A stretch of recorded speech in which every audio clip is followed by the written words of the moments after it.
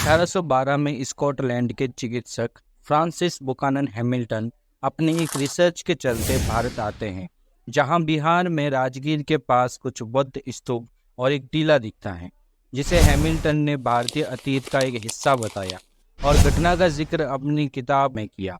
शुरुआत में इन किताब पर किसी का ध्यान नहीं गया, लेकिन कालांतर में एक अंग्रेज अधिकारी मेजर मार्कम किट्टो ने 1847 में इसे नालंदा से जोड़कर देखा।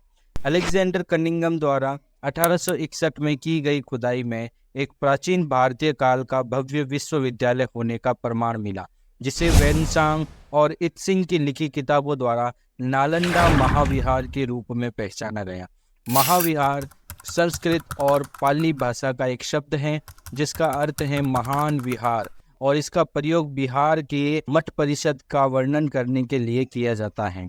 प्रारंभिक बौद्ध ग्रंथों में कहा गया है कि बुद्ध ने राजगृह के पास एक शहर का दौरा किया था, जिसे नालंदा कहा जाता था।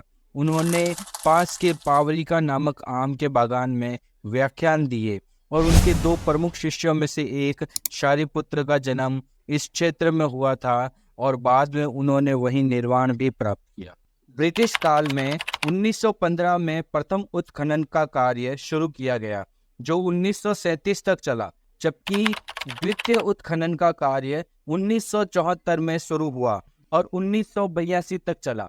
लगभग 30 एकड़ में फैले इस विश्वविद्यालय का निर्माण गुप्त काल के शासक कुमारगुप्त प्रथम द्वारा 5वीं शताब्दी में किया गया था, जो बौद्ध दर्शन के साथ हिंदू और जैन धर्म की शिक्षा का भी मुख्य केंद्र बिंदु रहा। गुप्त वंश के पतन के बाद भी आने वाले सभी शासक वंशों ने इसकी समृद्धि में अपना योगदान जारी रखा। इसे महान सम्राट हर्षवर्धन और पाल शासकों का भी संरक्षण मिला।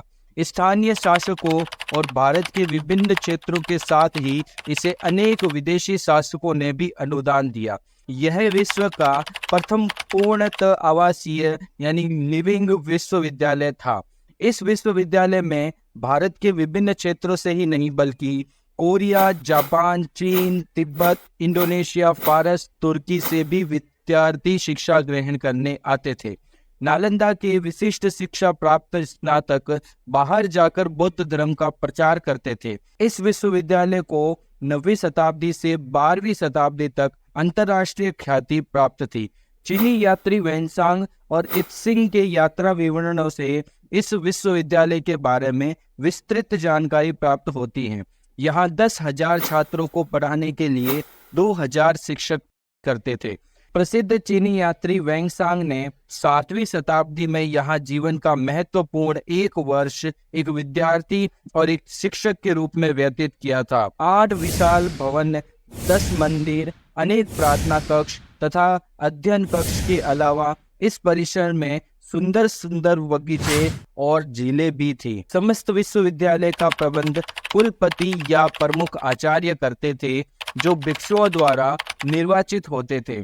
कुलपति 2 परामर्शदात्री समितियों के परामर्श से सारा प्रबंध करते थे। प्रथम समिति जो शिक्षा तथा पाठ्यक्रम संबंधी कार्य देखती थी और दूसरी समिति सारे विश्वविद्यालय की आर्थिक व्यवस्था तथा प्रशासन की देखभाल करती थी।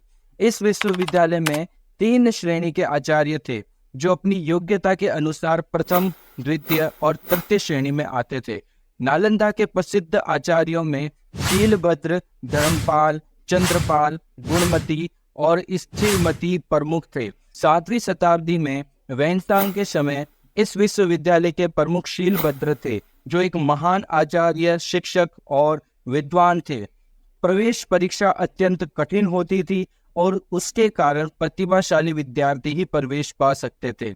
उन्हें 3 कठिन परीक्षा स्तरों को उत्तीर्ण करना होता था। इस विश्वविद्यालय में आचार्य छात्रों को मौखिक व्याख्यान द्वारा शिक्षा दी जाती थी। इसके अतिरिक्त पुस्तकों की भी व्याख्या होती थी, शास्त्रार्थ भी होता था और महायान के प्रवर्तक नागार्जुन, वसुबंध, आसंग, धर्मकीर्ति की रचनाओं का अध्ययन भी होता था।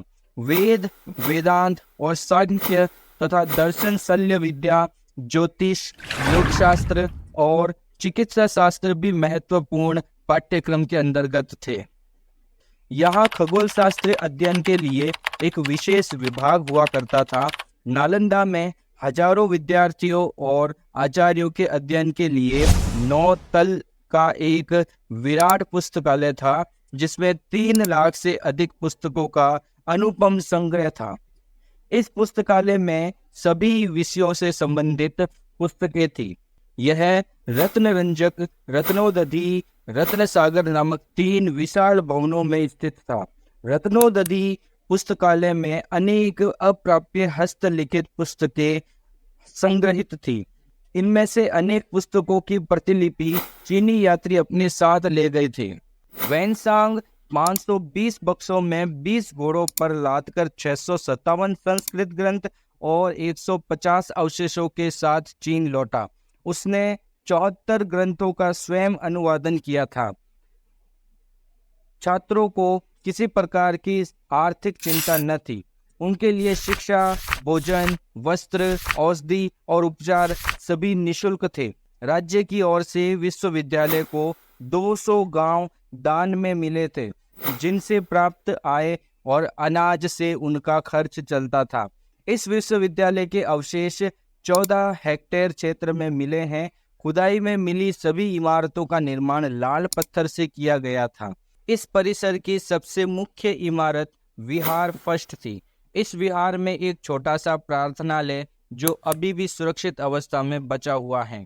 इस प्रार्थनालय में भगवान बुद्ध की भग्न प्रतिमा बनी हुई थी। यहाँ स्थित मंदिर परिसर नंबर 3 इस परिसर का सबसे बड़ा मंदिर है। इस मंदिर से समूचे क्षेत्र का विहंगम दृश्य देखा जा सकता है। यह मंदिर कई छोटे बड़े स्तूपों से घिरा हुआ है। इन सभी स्तूपों में भगवान बुद्ध की विभिन्न मुद्राओं में मूर्तियां बनी हुई हैं। वैनसांग ने लिखा कि हजारों छात्र नालंदा में अध्ययन करते थे और इसी कारण नालंदा प्रख्यात हो गया था। दिन भर अध्ययन में बीत जाता था। विदेशी छात्र भी अपनी शंकाओं का समाधान यहाँ करते थे। इत्सिंग ने लिखा है कि विश्वविद्यालय के विख्यात विद्वानों के नाम विश्वविद्यालय के मुख्य द्वार पर श्वेत अक्षरों में लिखे जाते थे। तारानाथ के अनुसार तीर्थकों और भिक्षुओं के आपसी झगड़ों से भी इस विश्वविद्यालय की गरिमा को भारी नुकसान पहुंचा। इस पर पहला आघात हुण शासक मिहिर कुल द्वारा किया गया। मुस्लिम इतिहासकार मिन्हाज और तिब्बती इतिहासकार तारानाथ के वृत्तांतों से पता चलता है कि विश्वविद्यालयों को तुर्कों के आक्रमण से बहुत क्षति पहुंची। 1199 में तुर्क आक्रमणकारी बख्तियार खिलजी ने इसे जलाकर पूर्णतः नष्ट कर दिया और इसके अवशेष 6 माह तक इसी प्रकार धुएं में जलते रहे।